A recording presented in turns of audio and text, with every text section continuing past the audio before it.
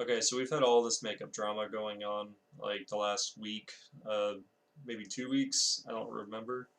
Um, a lot of people, I guess, got hurt. Subscriptions went down, subscribers went up. People have been benefiting, people have been losing. It is just everybody's come full circle on this, I suppose. A lot of things were said, and honestly, the whole point of this video I want to make, um, I just feel like there's something horribly wrong with this community on YouTube, which there are with a lot of other communities, but this one is one of the most toxic group of people I have ever seen. These people are worse than people who play Xbox Live or World of Warcraft or Fortnite. Just any of these games. Like this shit's about as bad as politician stuff or political things on YouTube. And it's just makeup. And this whole thing is about, it all started over like sugar bear pills or something. I don't I don't personally care. I'm over this, as most people are. I'm kind of tired of talking about it, but what I just wanted to say on this matter is I feel like something should be done. I feel like these people should take a break from YouTube for a little while and focus on their own selves. I hate saying this, but your mental health. Um, just stay off the camera for a little bit. Just maybe 2 to 3 weeks would probably help you. Just stay off the internet altogether. Your community is so toxic. You guys jump ship so easily when one little thing comes out. And I know it's not just restricted to the beauty community. It's just most YouTubers. If something happens, people will unsubscribe from you just like that, without any kind of second guess, without any like full knowledge of what the situation's about, and I think that's really crummy. I mean, I did laugh at the whole James Charles incident, but that's just because I'm not invested with James Charles. I don't really personally care about James Charles. So from an outside person, for me, it was just like eating popcorn. Like you're just enjoying the show. But I have thought about it the entire time how shitty it was that people who not necessarily knew his side of the story would still unsubscribe from him. And now I guess he played a Uno card on Tati or whatever. So stupid. But he played the Uno card on Tati and Jeffree Star, and it just came back full circle. Now they're losing subscribers, and it's just, if you guys enjoy your content creators, or I hate using that word as well, it's just a YouTuber. You're just a guy you're just a person who makes YouTube videos. But if you enjoyed the channels that you're watching, if they have any kind of controversy or whatnot, I don't think you should just jump ship, no matter who it is. Because I mean, a lot of people who are subscribed to me are from my Pewdiepie videos, and I don't think any of us really jumped ship whenever he had his controversies. Any of them. In fact, it actually benefited him.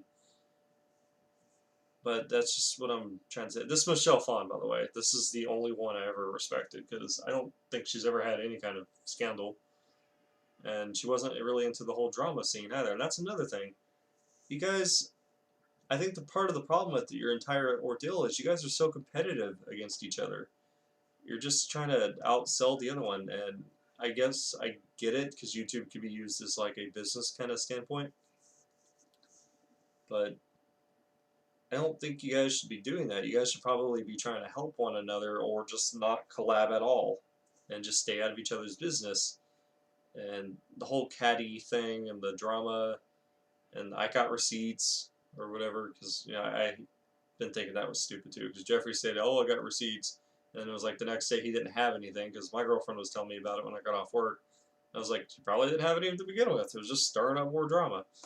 And you got these drama channels just to keep this shit going. Like, I like watching drama alerts sometimes. I don't really like Keemstar. I think Keemstar is kind of a douchebag. Everybody thinks he's a douchebag, but this stuff, like, we're adults and we need to act like adults. I get it that a lot of people are really into the whole drama scene, and you just want to see people bicker and see people ruin their careers or lose their careers.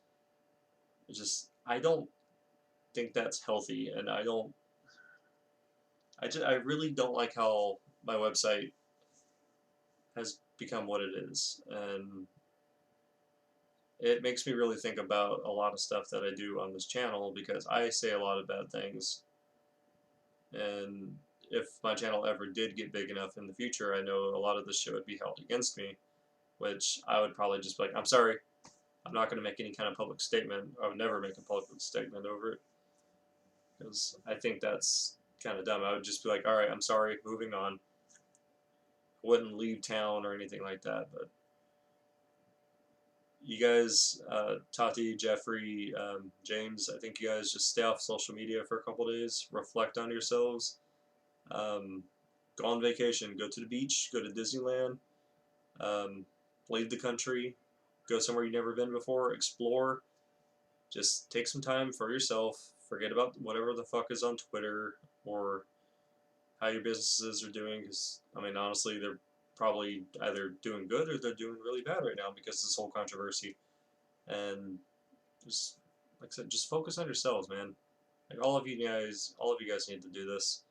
Um, if people get upset with it, who cares? It just shows you who your real fans were, anyways. Because the ones who actually stuck through with you through all of this are obviously your real fans. The ones that just jumped ship, I honestly probably wouldn't care if I lost those subscribers. That's just how I feel on this, honestly. I'm open for debate. I'm always open for my mind being changed or whatever. If somebody can prove me wrong and stuff, I'm always just like, okay, I'm not. I mean,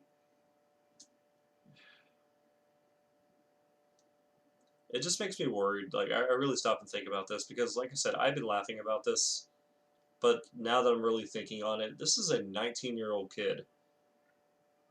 And I guess a lot of us weren't really paying attention to that. You're just thinking like, oh, it's an internet personality. Ha ha ha ha, this is funny. But this is a 37-year-old woman, a 33-year-old, whatever he wants to be. I don't know what Jeffree identifies as.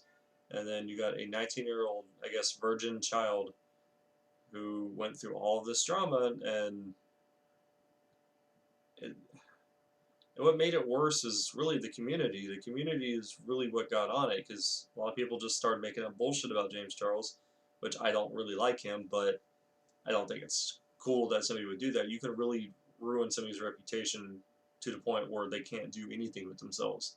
You could even possibly go to jail over some of the shit that people were saying about him. And I don't think that's fair. And I've always thought Jeffree Star was a terrible fucking person. He was probably one of the first musicians on the emo scene or whatever back when I was a kid that I ever learned about, and I never liked him from that moment. I always thought he was weird, like, not from the way he acts or the way he dresses, it's just I did not like his personality. And I still to this day don't like his personality. I think he's a really shady, shitty person. And Tati, I know nothing about Tati, but what I kind of gathered out of her videos, a lot of people are kind of just running their mouth about her, but I kind of feel like she maybe just overreacted a little bit. I'm sure there's probably more to the story, but at this point, nobody really cares. It's done with. We're moving on. We all have the mindset of how the internet works with short attention spans, and we don't want to stick around and marinate on this forever, because there's going to be another controversy coming up. It's going to happen. There's going to be one with some YouTuber. It always fucking happens. You got one with that Trisha chick, that H3H3, I guess, made fun of her on Instagram. I don't know. I don't keep up with everything that goes on. I need to. I really wish I had time to. I'd really like to be like a commentary channel. That'd be fun, because I like talking about stuff. And I really wish I had more time to do this, because I really actually enjoy talking to everybody who watches me. It's actually really fun. And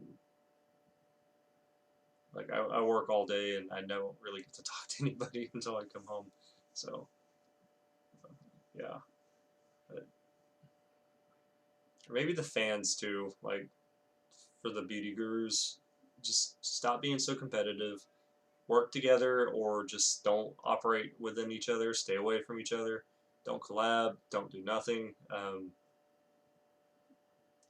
maybe try to control your fans. Like, I know you can't be held responsible for everything that they do, but a lot of the times, if people are dedicated to you, they will defend you, they will help you, they will listen to you. It's just food for thought. But I don't know. I'm sorry if I'm overstepping my point on this or whatever, because I know a lot of people are like, you don't even like makeup. Like, what do you even do making videos on this for? It's a very hot topic right now. That's why. And everybody's become invested because it's mainstream now. So people like me who know nothing about these people are now, I know about these people. So there we go. All right. Those of you who are subscribed for Pewdiepie, I'm sorry I actually got to see the video today by accident, because when I watch TV in bed, or when I watch YouTube in bed, I should say, on my TV, it does this thing where it'll just keep playing videos, and no matter what I watch, because I watch a lot of Felix's videos, it always goes to Pewdiepie. So I already seen the video without realizing it was new. So I apologize. I'm sorry. Tomorrow I will come back with another up-to-date Pewdiepie video, and I'm off work Wednesday, so I will try to do my drinking thing on that day. I will really try to. So thank you guys. Subscribe if you want. It really means a lot to me. Thank you for 600. It really means the goddamn world to me.